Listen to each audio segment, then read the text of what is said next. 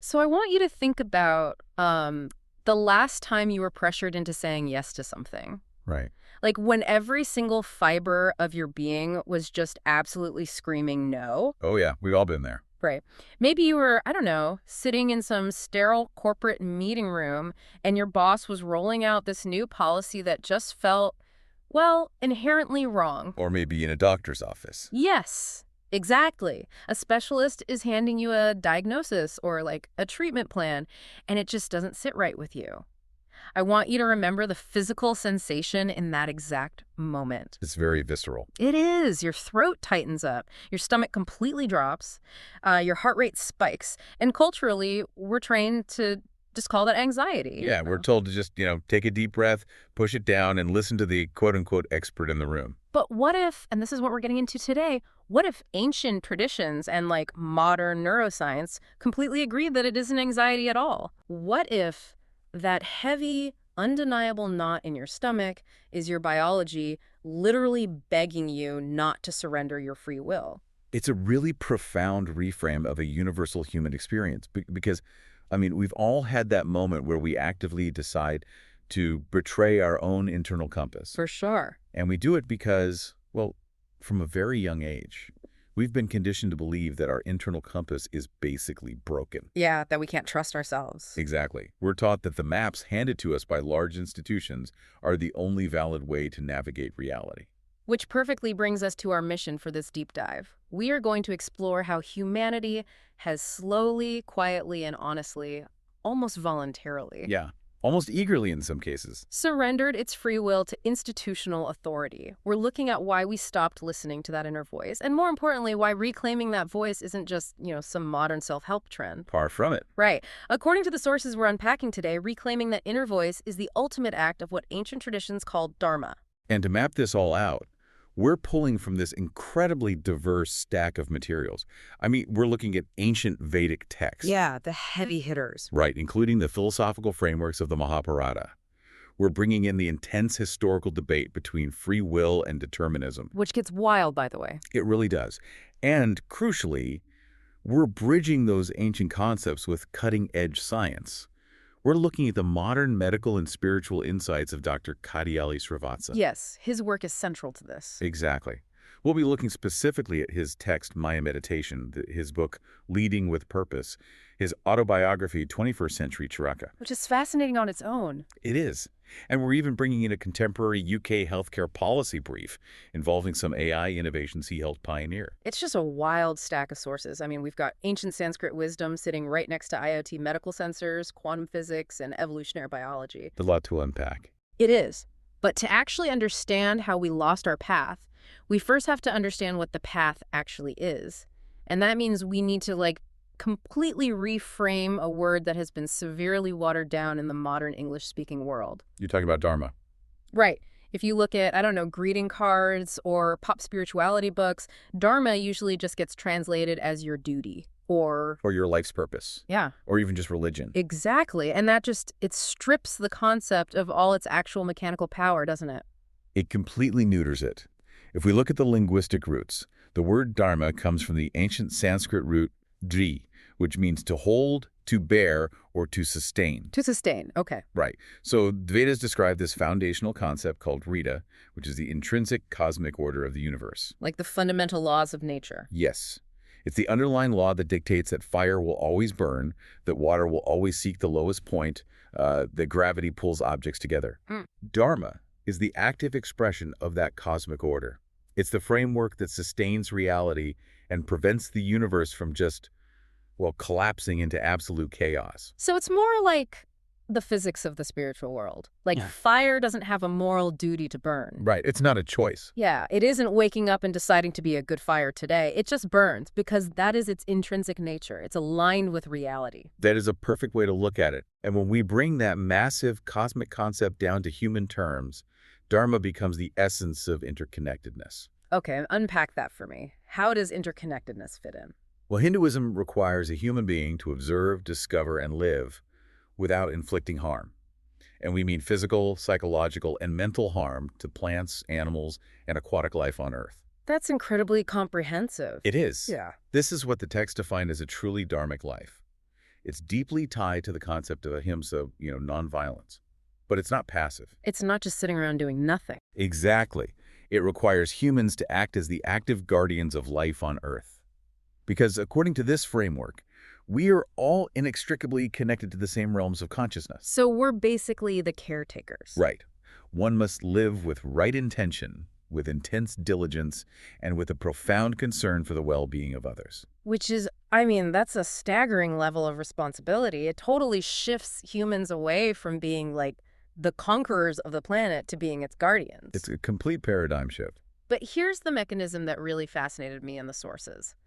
How do we know if we're actually doing it right? Like, if we're connected to this massive cosmic web, how do we get feedback? That's where the intuition comes in. Right. The texts say that when humans commit an act that violates this dharma, our intuitions warn us. That gut feeling we talked about at the very beginning. The tightening throat, the dropping stomach. Yes.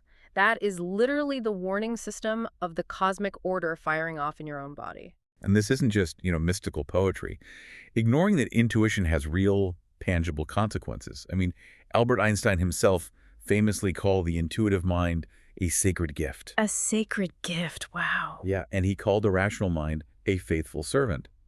He actually lamented that we've created a society that honors the servant and has entirely forgotten the gift. And that perfectly aligns with the Vedic traditions, right? Absolutely. In Hinduism, numerous scientists, philosophers, and teachers have given immense importance to this inner voice. The tragedy is that we've been systematically trained to ignore it. And we're going to get into exactly how that happens. We're going to go through these texts to explain how humans surrendered their free will without even knowing the reason. And why the so-called evidence presented by leaders and institutions is something we really need to question. Right, because failure to listen to that inner voice has a huge cost. When we are forced to believe and accept false information, especially information used purely to inflict fear and secure compliance, it breaks that cosmic order. It shatters it. According to the text, systemic fear-mongering and forcing false narratives isn't just like bad policy, it is the ultimate adharma. It's the exact opposite of what we're supposed to be doing. Exactly. So let's look at how this alignment actually works in a human being. The sources detail the Manava Dharmasastra and the writings of this 4th century scholar Vatsyayana. Yes, classic texts. And they explicitly state that true dharma, which includes actions like charity, compassion, truth-telling, it must be assented to by the heart. The Sanskrit term they use is atmatusti. Right, meaning it literally cannot be forced. I really want to pause on that word. Assented. Because that implies a conscious, willing participation. It's not just blindly following rules. No, it's a revolutionary concept when you compare it to the legalistic frameworks of morality we're so used to in the West. I mean, the Manava Dharmasastra even links dharma directly to desire, or kama. Wait, desire? Usually spirituality tells you to get rid of desire. Right, but this argues that no human acts without intention, without a desire to act. Therefore, for someone to truly follow dharma, they must genuinely desire to follow it from the core of their being. The assent of the heart is mandatory. Exactly. If you're doing something quote-unquote good purely out of fear of punishment or, because an institution threatened you with social exile, you aren't actually practicing dharma. You're just submitting to power. You're just submitting. Okay, but let me map this onto the reality of the listener right now. Because if dharma is as natural as gravity, and if it's supposed to be our intrinsic nature to be these interconnected guardians who don't inflict harm, why does doing the right thing feel so incredibly exhausting most of the time? That's a very fair question. It feels like modern morality is like trying to drive a car with the parking brake fully engaged. We are constantly fighting our environment, fighting our schedules, and honestly, fighting our own nature. Well, we feel that exhaustion because we're largely disconnected from a subconcept called swadharma. Swadharma, what's the distinction there? Swadharma is your unique personal alignment. It's based on your specific nature, your skills, your stage of life. The Bhagavad Gita is very explicit about this. It states that it's better to fail at your own dharma than to succeed at someone else's. Oh, wow. Better to fail at your own than succeed at someone else's. Yes, because when humans violate this personal alignment, like when we take corporate jobs, we find morally bankrupt just to buy things we don't need, or we suppress our true emotions to fit into a neat social box. Our intuition warns us. There's that warning system again. Exactly. The Vedas represent this universal connection to consciousness through the deity of Varuna. Now, Varuna isn't just like a physical god sitting on a cloud keeping a ledger, right? We Yeah. need to unpack what that actually represents. Right, right. Varuna is a personification of the witnessing consciousness. It's this deep underlying awareness that permeates everything, recording every action and maintaining the complete energetic record of every choice made in the universe. So it's like the ultimate objective observer. Yes. It's the part of consciousness that inherently knows the difference between what sustains life and what damages it. And because we are conscious beings, we are plugged directly into that network. Okay, I'm with you. So when we act against the life-sustaining order, the network sends a signal. That signal is our intuition. But the signal gets jammed. I mean, the modern world is incredibly loud, and our sources offer this brilliant ancient illustration of exactly how that jamming happens. The story from the Panchatantra. Yes, the Panchatantra, this ancient Indian collection of fables, it perfectly captures the mechanics of how intuition is hacked. It's the story of the Brahmin and the calf. It reads like a simple children's fable, but it's actually a profound psychological case study in manipulation. It really is. So the story goes like this. There is a Brahmin, a priest, who has been gifted this beautiful, healthy calf by a generous villager. He's thrilled, obviously. He is. He picks up the calf, puts it on his shoulders, and starts walking the long, dusty road back to his home. Now, 3 cheats con artists basically see him walking. And they want the calf. Right. They're hungry. And they realize that if they can trick the Brahmin into abandoning the calf, they can take it and have an incredible feast. But they're physically weaker than him. They know they can't just steal it by force. So they have to mess with his perception of reality. Exactly. They have to create a gap between what he knows to be true and what society tells him is true. It's classic gaslighting. Exactly. So they spread out strategically along his path. The first cheat approaches the Brahmin and says, "Oh, holy man, why are you carrying a dirty dog on your shoulders?" And the Brahmin is just confused. He's offended. He looks at the calf and says, "Are you blind? This is a sacred calf." The cheat just shrugs, feigns ignorance and walks away. But the seed is planted. Right. A mile down the road, the second cheat approaches. He looks absolutely horrified and says, "Sir, why on earth are you carrying a dead pig?" Now the Brahmin is slightly rattled. He is. He puts the calf down. He looks at it. He touches it. His eyes tell him it's a calf. His hands feel that it is a calf. His intuition tells him it's a calf. The internal data is clear. Yes. He picks it up again, but now there is this tiny seed of doubt planted in his mind. Notice the shift in his internal state there. He is beginning to rely on external validation rather than his own direct internal knowing. Right. He needs the crowd to agree with him, and then, further down the road, the third cheat approaches.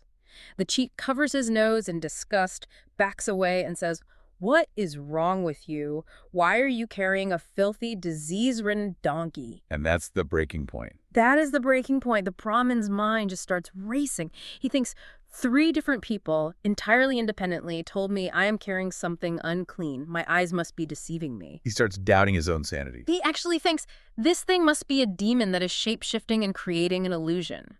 Terrified of the social and spiritual consequences, he throws the calf into the bushes and runs away in a panic. And the 3 cheats walk over and have their feast. Yep, they get exactly what they wanted. What is so critical here is the mechanism of Maya, or illusion. Right. Let's talk about Maya.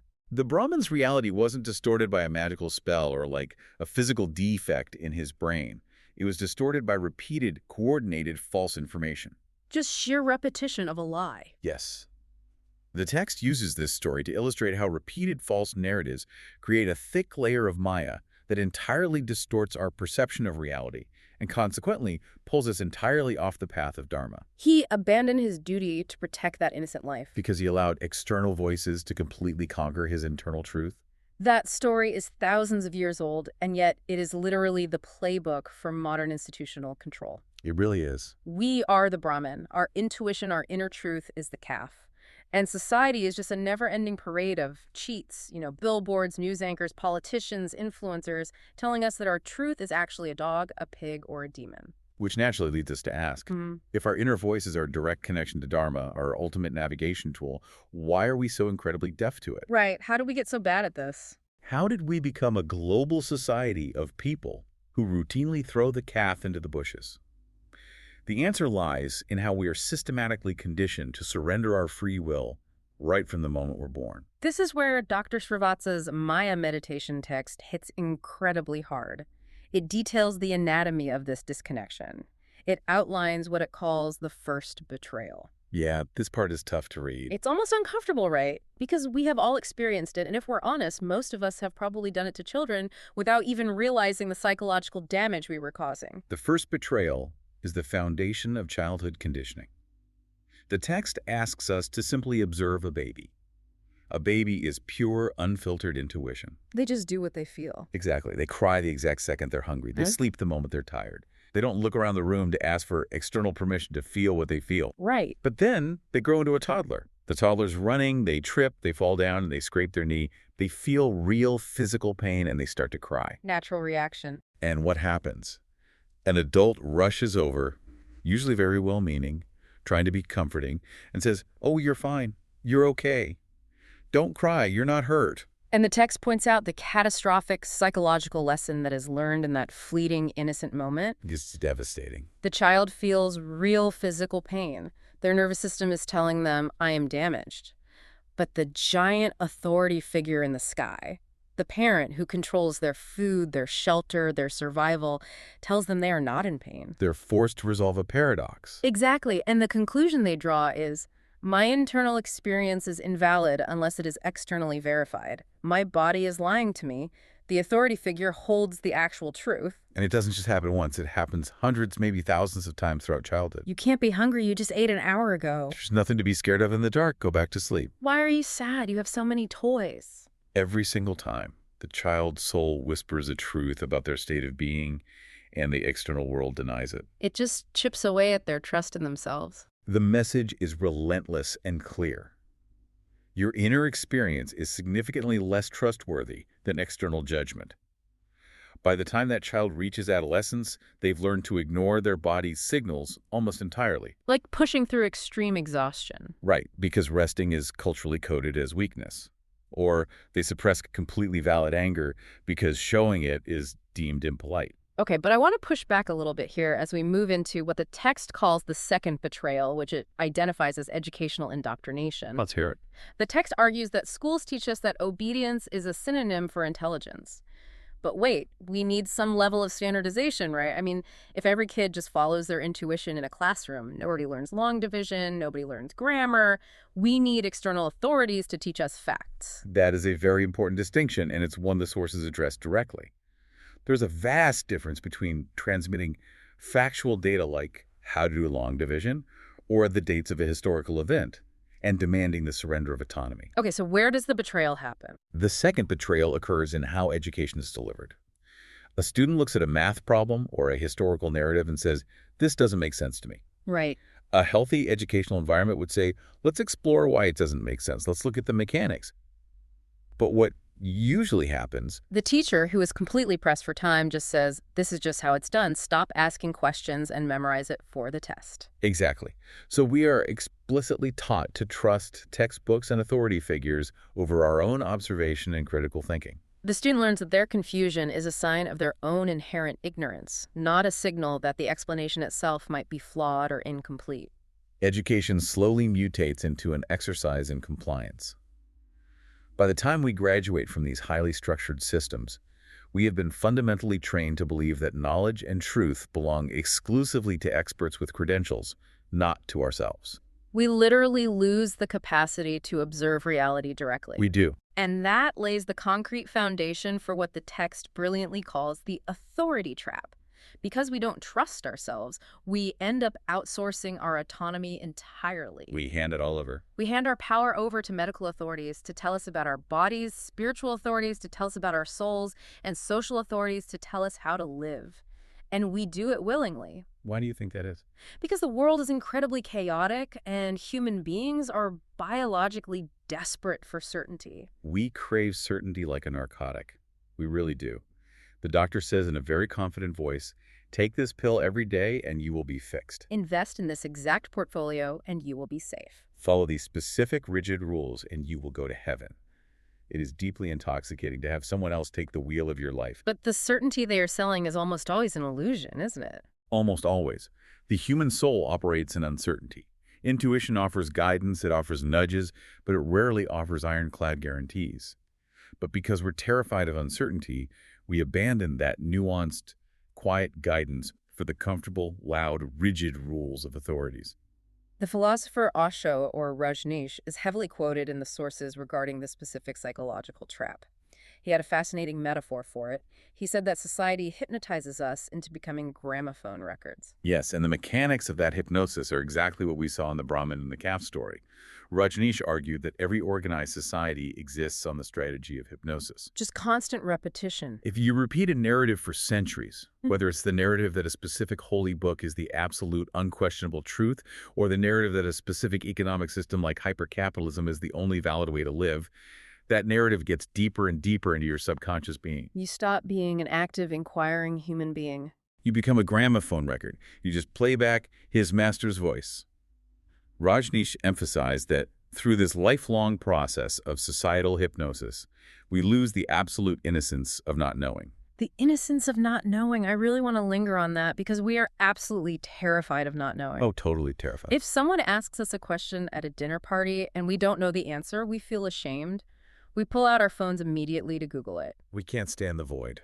But all the great spiritual masters, Zen masters, Sufi mystics, Vedic scholars, they insist that remaining in a state of not knowing, a state of open awe and mystery, is the only way to actually explore reality. Instead of living in that mystery, we traded our free will for the myth that obedience equals safety. It's wild.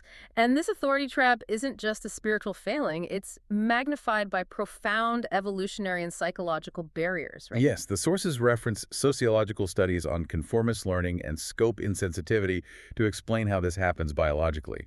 We are literally wired by evolution to follow the crowd. Give me an example of that. Okay, they cite this behavioral study on 9-spine sticklebacks. It's a type of small fish.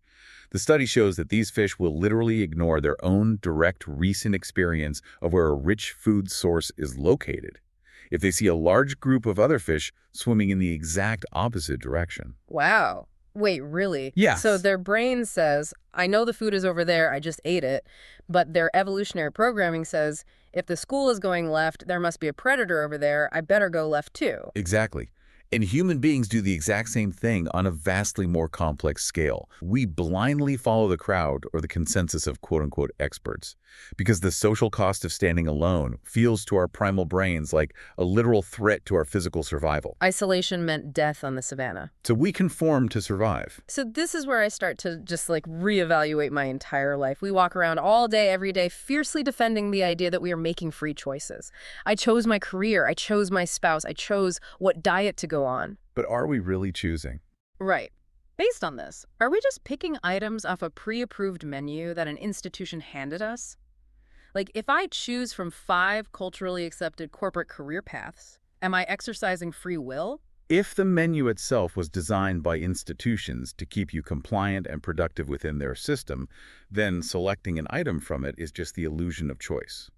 You're exercising your preferences, certainly, but you're exercising them within a cage. Man. Which brings us to perhaps the most profound, visceral, and frankly terrifying arena where we surrender this free will. Our own physical health. Yes. If there is one thing that will make a modern human being instantly hand over the keys to their autonomy, it's the fear of illness and death.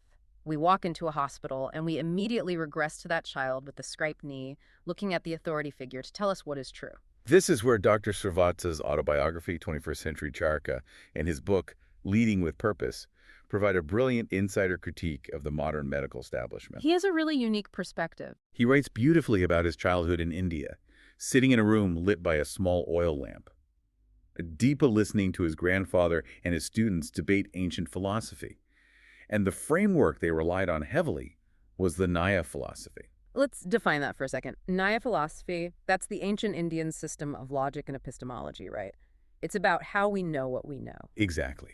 Nyaya teaches that you must meticulously question assumptions, examine evidence, and search for truth through direct, unbiased observation. So it's basically the scientific method mixed with deep philosophy. Yes, and it explicitly forbids accepting explanations blindly just because an authority figure uttered them.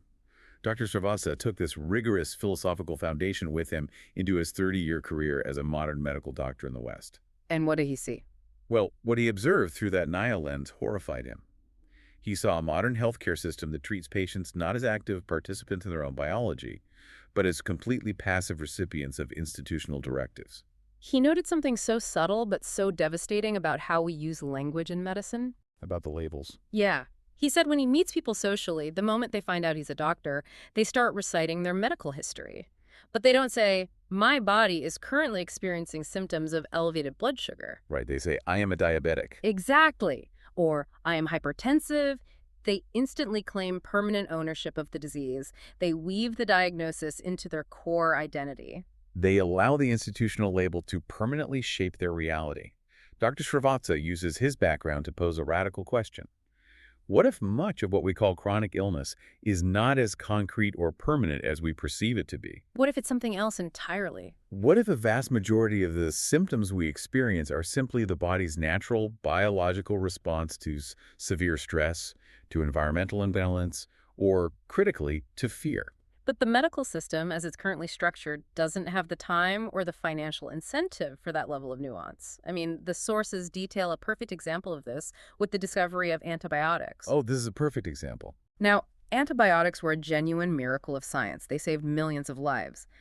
But look at how that miracle was ultimately weaponized by the system. Health workers, completely overwhelmed and pressed for time, started misfitting prescriptions. Just handing them out. They would hand out antibiotics for viral infections, which antibiotics literally cannot fight, just to get the patient out of the office in under 10 minutes. And pharmaceutical companies actively pushed them to do this to maximize their profit margins. And let's look at the biological consequences of that through the lens of Dharma. What was the result? We violently violated the Dharma of the microscopic world. We declared an all-out, scorched earth war on microbes organisms that have survived and balanced this planet for billions of years. We tried to blindly eradicate them instead of understanding them and living in harmony with them. And because the universe operates on the strict laws of cause and effect, the microbes did what life does. They fought back. They evolved. Superbugs. Exactly. Now, as a direct result of that institutional arrogance, we're facing intelligent superbugs. Antimicrobial resistance is a crisis that threatens to kill tens of millions of people in the coming decades. That's terrifying. It is the direct mechanical result of acting out of fear, convenience, and profit, rather than alignment and observation. The experts used fear to force compliance. Take this pill or you will get worse.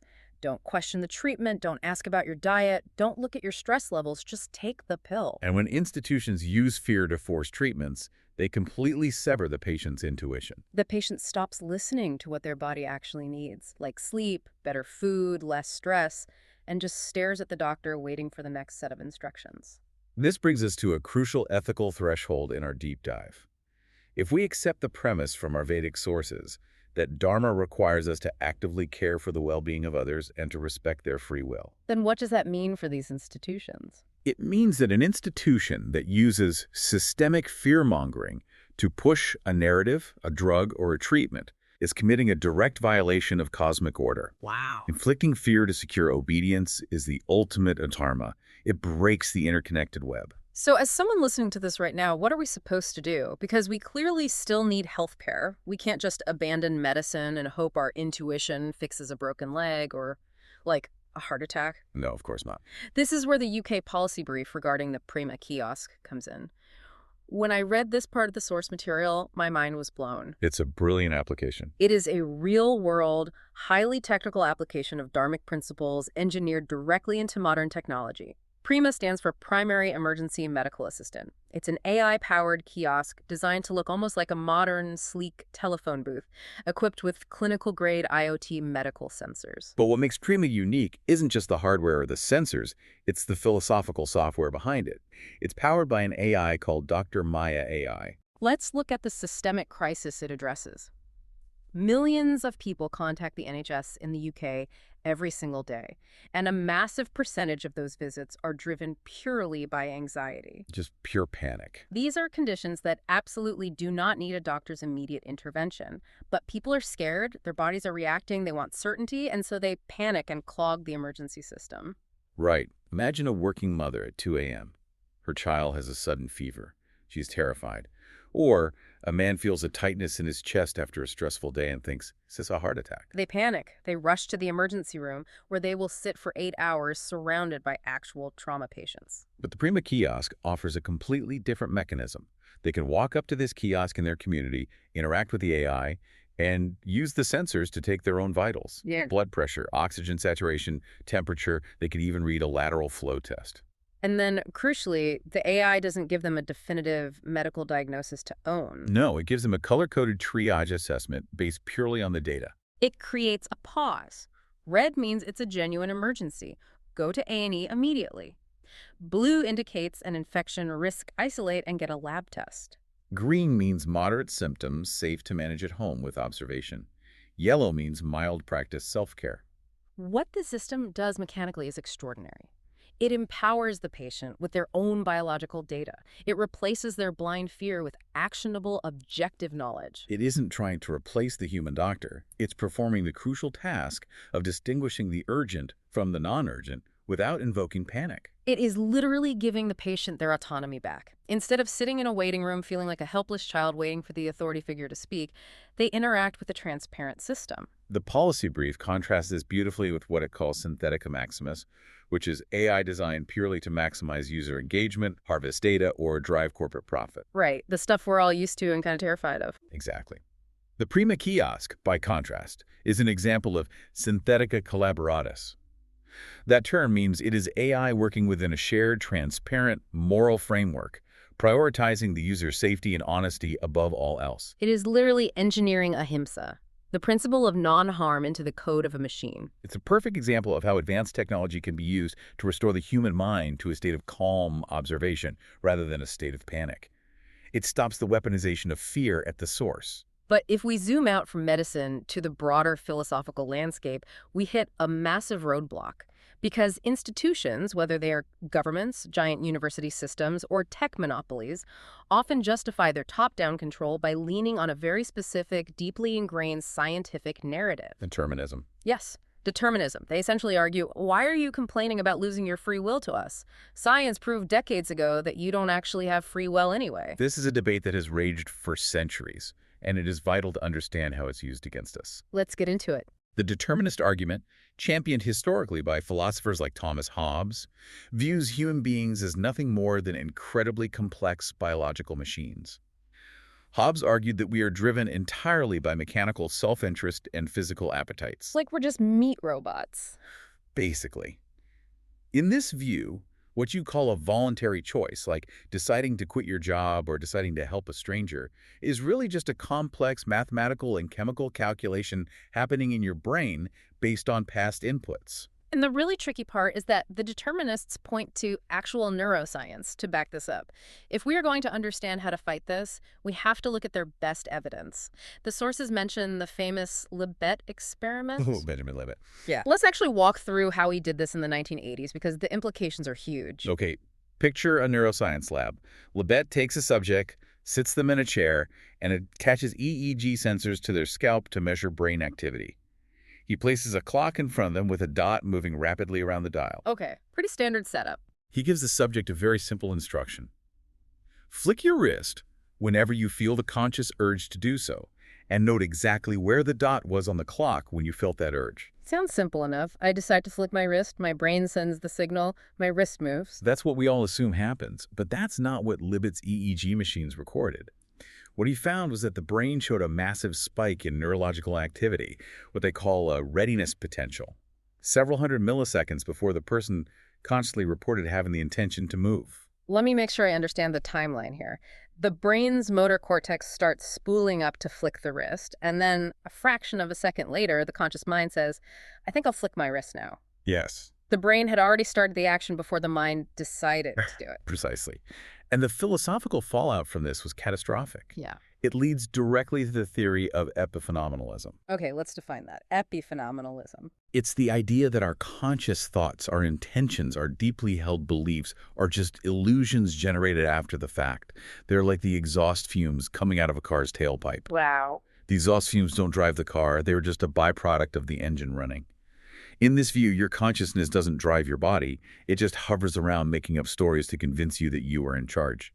which is a deeply depressing, fatalistic view of humanity. Yep. And if you accept that neurobiological determinism is the absolute truth, then all moral responsibility completely collapses. It totally does. If we are just fleshy automatons running out a script written by our DNA and our childhood environment, then you can't blame anyone for anything. A criminal couldn't help but commit the crime. But more dangerously for society, why would you ever try to improve? Right. Why would you stand up against an unjust government or a toxic institution if everything is just inevitable clockwork? But the sources, specifically the profound biological science outlined in Maya meditation, push back against this narrative hard. They argue that looking only at the motor cortex and the skull is looking at a tiny fraction of the human system. We're missing the forest for the trees. They bring in the actual measurable biology of intuition to prove that we are far more than just reactionary machines. Let's talk about the gut-brain axis. We use the phrase, "I had a gut feeling," all the time. Yeah. Most people think that is just a metaphor. It is not. It is biological reality. Exactly. Let's get into the mechanics of this because it changes everything. The human gut contains the enteric nervous system. We are talking about over 100 million interconnected neurons lining your gastrointestinal tract. 100 million. That is more neurons than are in your entire spinal cord. It is literally a second brain, and it processes complex environmental information completely independently of the brain in your skull. Yes. And the primary superhighway connecting these two brains is the vagus nerve, and research shows that the flow of information is mostly bottom-up. The gut is sending massive amounts of data to the brain, not the other way around. That's incredible. Furthermore, the gut often responds to subtle environmental stimuli before the brain even consciously recognizes a pattern. That is exactly why you feel that sudden, heavy nod of danger in your stomach before your eyes and your visual cortex have even fully processed the threat in the room. Yes. Your gut recognized the micro-expressions on your boss's face or the tension in the doctor's voice before your conscious mind could formulate a thought about it. And it gets even crazier when we look at the heart. The heart has its own intrinsic intelligence. It has a localized nervous system with about 40,000 sensory neurites that can sense, learn, and remember completely independently of the cranial brain. And the predictive power of that is wild. It is. The sources cite fascinating studies showing that the heart actually responds to future events before they occur. In laboratory settings, the heart registers measurable, distinct changes in its rhythm seconds before a randomly generated, highly stressful image is flashed on a computer screen. The heart literally knows before the mind does. When we look at this holistic biological data, the massive processing power of the gut brain, the predictive intelligence of the heart, the presence of mirror neurons that allow us to instantly feel the emotional state of others. We begin to see that intuition is not some mystical, magical fairy dust. No. It is the highly advanced, fiercely rapid natural intelligence of a living organism that is deeply connected to the cosmic order of Dharma.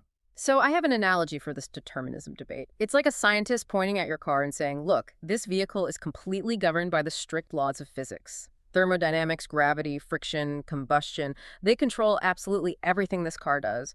Therefore, you shouldn't bother using the steering wheel. The steering wheel is an illusion. That's brilliant. But your intuition, your gut feeling, your heart's intelligence, that is the steering wheel.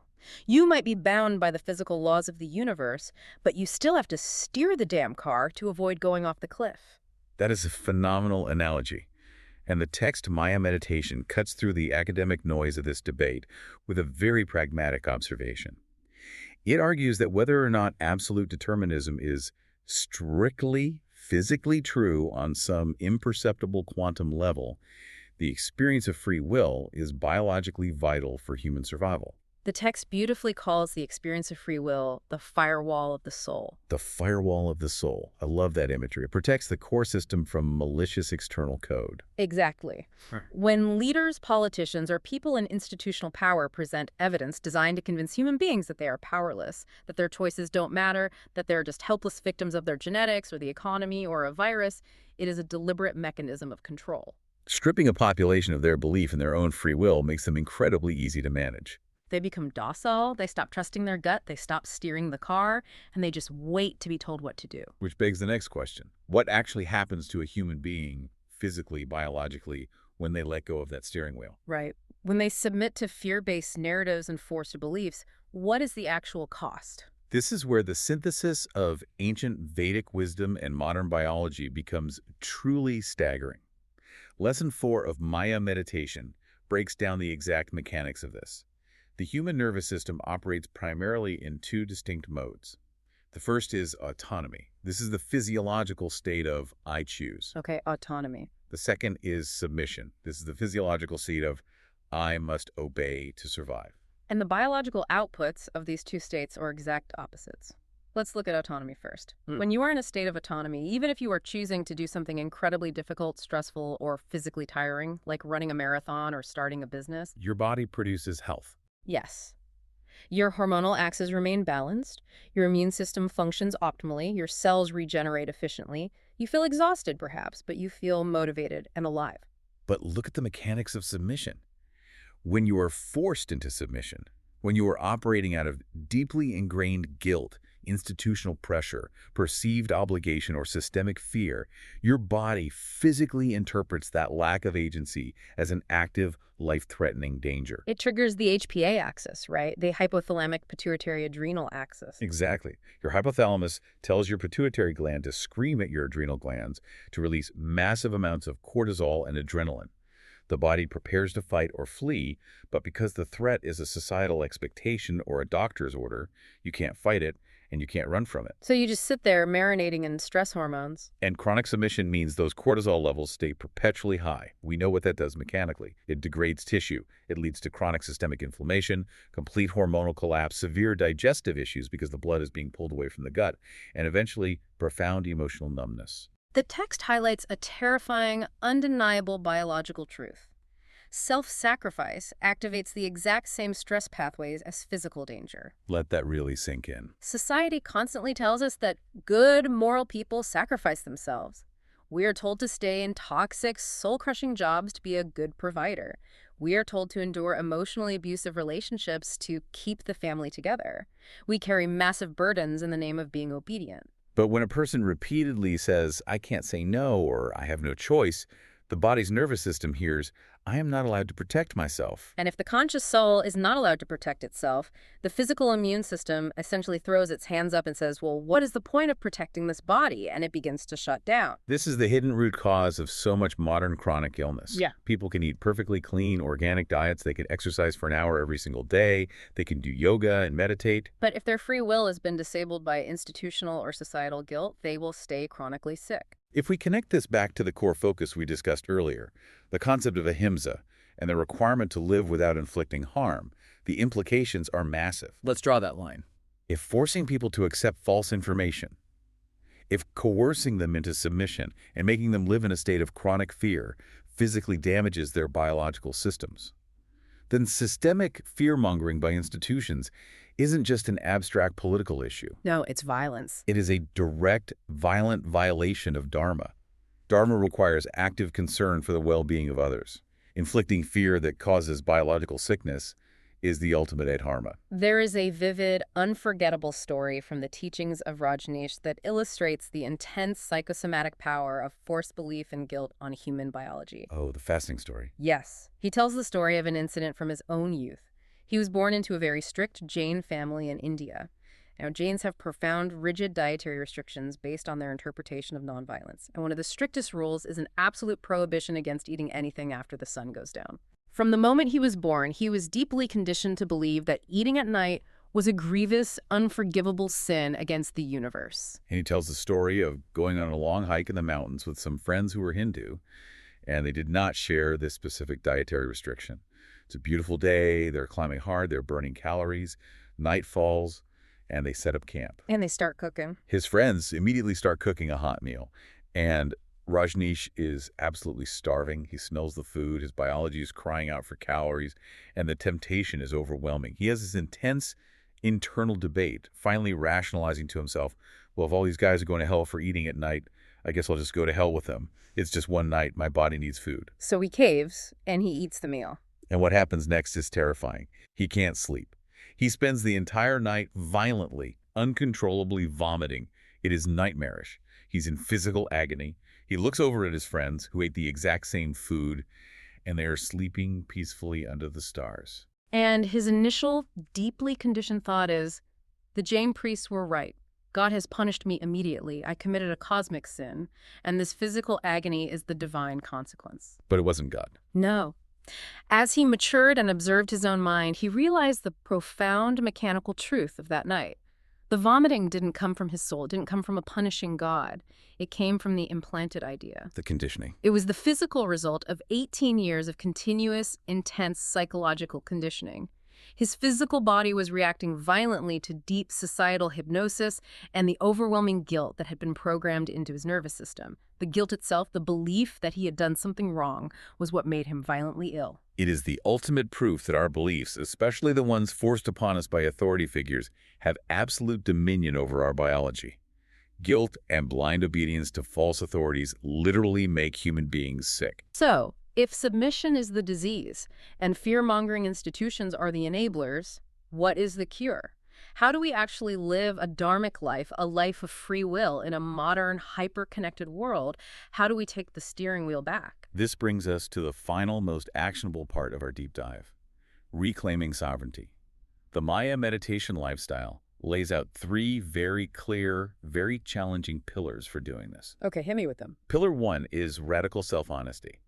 Now, this doesn't mean walking around telling your neighbor their shirt is ugly. It means looking inward and acknowledging exactly what you feel without a single shred of judgment or rationalization. Just facing the internal truth. If you feel deeply exhausted when society says you should be productive, you acknowledge the exhaustion. If you feel uncomfortable or unsafe in a situation where everyone else in the room seems perfectly fine, you honor that biological feeling. You stop lying to yourself just to please the room or keep the peace. Honesty is the first step back to aligning with your soul. Pillar 2 is radical self-protection. This is giving yourself the absolute, unapologetic permission to remove anything that harms your soul, your mind, or your body. Without guilt. And crucially, to do it without guilt, without offering a lengthy explanation, and without apology. The text states beautifully that sometimes distance is medicine. Silence is medicine. Strict boundaries are medicine. And pillar 3 is radical self-authority. When a decision needs to be made, you stop looking at the crowd. You ask yourself one singular question: what does my soul actually want? Not my fear, not my conditioning, but my soul. And then you obey that answer. You don't obey the cultural conditioning. You don't obey the religious pressure. You don't obey the corporate expectation. You obey the soul. And the text makes a fascinating, measurable biological claim here regarding that authority. It states that one of the most profound moments of physical healing a human being can experience happens when they simply say the word no and actually mean it without feeling guilty. I love this part. When a person finally looks at an unreasonable demand and says, "I don't agree," or "this is not my responsibility," their brain registers a massive shift. It registers that they're back in control of their environment. The perceived threat vanishes. The parasympathetic nervous system kicks in. The fear collapses. Breathing deepens. Blood pressure stabilizes. And digestion literally restarts.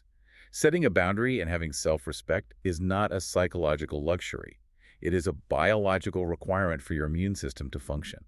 But we have to look at the philosophical end of this as well to avoid misunderstanding what this freedom looks like. The modern philosopher Acharya Prashant talks extensively about the state of reclaiming free will, but he uses a term that sounds completely contradictory. Choiceless living. He calls the ultimate state of freedom choiceless living. Wait, that sounds like a paradox. If we are doing all this work to reclaim our free will from institutions, shouldn't we end up with more choices? Why would the goal be choiceless? It's a brilliant paradox once you understand the mechanics. Acharya Prashant explains that when you do not know who you are, when you are deeply disconnected from your swadharma, your inner nature, you are absolutely tortured by choices. Oh, decision fatigue. Every single option looks a little bit tempting and a little bit terrifying. You agonize for weeks over what job offer to take, who to date, what city to live in, because you don't actually know yourself. The noise of the world overwhelms you, and everything calls to you equally. He describes that state as sleepwalking through life. Yeah. Right. You are so paralyzed by options that you just look at what the crowd is doing and you follow them simply because following the herd is easier than making a decision. Yes. But when you engage in the radical self-honesty we just talked about, pure, purposeless observation of yourself, you achieve immense clarity. And in that clarity, true free will doesn't look like standing in an aisle picking from 100 different options. So what does it look like? Choiceless living means you know your own nature so deeply that, as he puts it, nonsense doesn't appeal to you anymore. When all the societal nonsense, the fear, and the ego are stripped away, only one path remains, the path of your Dharma. You don't have to agonize over a choice. It's effortless. It's entirely obvious. You just flow into the right action because it is the only action that aligns with your soul. I love that. But getting to that state of effortless flow often requires a very messy phase of active rebellion. Oh, the disobedience phase. Rajneesh argued strongly that disobedience is not a sin. It is a vital, necessary mechanical part of human growth. Just like a child eventually has to disobey their parents to individuate and become an independent adult, we have to disobey society. You have to be able to say a definitive, hard no before your yes has any actual authentic value. Disobedience is what breaks the hypnosis. It shatters the gramophone record playing in your head. It returns you to that innocent state of not knowing where the slate is wiped clean, and you can finally hear the quiet whisper of your own intuition again. Okay, but I have to push back here on behalf of the listener because we need to make sure we aren't suggesting something dangerous. What does this all mean practically tomorrow morning? Are we sitting here saying, never trust a doctor again, throw away all your textbooks, ignore every teacher, every expert, and just do whatever your gut says all the time, no matter what? Because honestly, that sounds like a recipe for absolute chaos, and people would get hurt. Not at all. And that is exactly the trap of binary thinking that institutions want us to fall into. Either you obey us completely, or you are a chaotic anarchist. Reclaiming your sovereignty does not mean abandoning rationality, science, or civilization. It means integrating your rationality with your intuition. The texts specifically address this balance. The trap is believing that only the external data matters, or that only the internal intuition matters. Right. It's a synthesis. You approach a problem and you ask, what does the objective data say? What does my logical brain think? And then, crucially, what does my body feel? What does my soul know? And you synthesize all of those inputs. Exactly. You do not inherently distrust experts just for the sake of rebelling.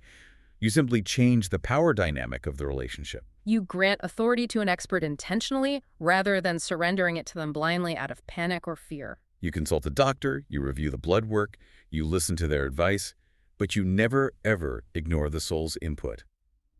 If the doctor's advice causes that heavy, sinking knot in your stomach, you don't dismiss the knot as mere anxiety. You pause. You ask more questions. You seek another path, a second opinion, or a different approach that aligns with both the rational evidence and your inner truth. You remain, at all times, the active guardian of your own life. That is a phenomenal distinction, granting authority intentionally as a peer versus surrendering it blindly as a subject. So, to synthesize this massive journey we've been on today, we started by rescuing the concept of dharma from its modern, rigid definitions. Dharma isn't a list of moral chores.